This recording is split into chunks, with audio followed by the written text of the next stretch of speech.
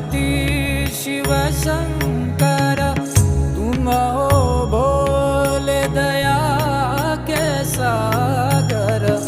दूर करो सब दुख हमारे, दूर करो सब दुख हमारे।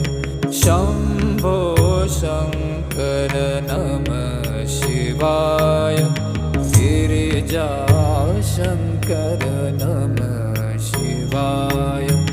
आदिदेव तुम नमः